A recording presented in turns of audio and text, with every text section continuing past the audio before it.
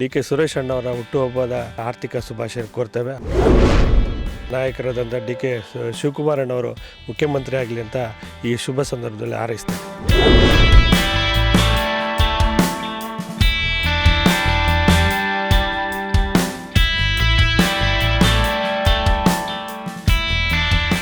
ಎಲ್ರಿಗೂ ನಮಸ್ಕಾರ.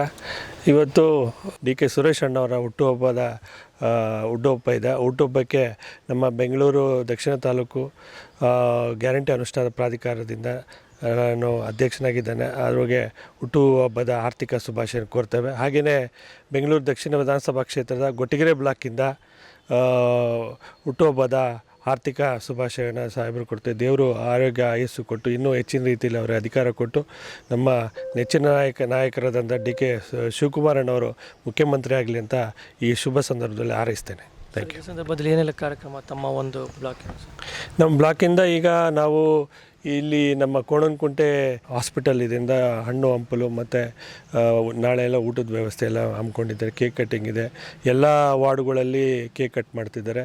ಮತ್ತು ರಕ್ತದಾನ ಶಿಬಿರ ಆಗಿರ್ಬೋದು, ಹಲವಾರು ಕಾರ್ಯಕ್ರಮವನ್ನು ನಮ್ಮ ಮುಖಂಡರುಗಳು ಆಗಲಿ ಅಥವಾ BBMP ಮಾಜಿ ಸದಸ್ಯರುಗಳಾಗಲಿ ಎಲ್ಲರೂ ಸೇರಿ ಅಲ್ಲಲ್ಲಿ ಕಾರ್ಯಕ್ರಮವನ್ನು ಹಮ್ಮಿಕೊಂಡಿದ್ದಾವೆ. ಹೆಚ್ಚಿನ ರೀತಿಯಲ್ಲಿ ಈ ಸಲ ಭಾಳ ಅದ್ಧೂರಿಯಾಗಿ ನಾವು ಹುಟ್ಟುಹಬ್ಬನ ಆಚರಿಸ್ಬೇಕು ಅಂಥೇಳಿ ಎಲ್ಲ ನಾಯಕರು ಡಿಸೈಡ್ ಮಾಡಿ ಎಲ್ಲರೂ ಭಾಳ ಜೋರಾಗಿ ಮಾಡ್ತಾಯಿದ್ದಾರೆ. ಶಿವಕುಮಾರ್ ಅವರು ಮುಖ್ಯಮಂತ್ರಿ ಆಗಬೇಕು ಅಂತ ಭಾಳಷ್ಟು ಜನ ಬಯಸಿದ್ದಾರೆ. ತಾವು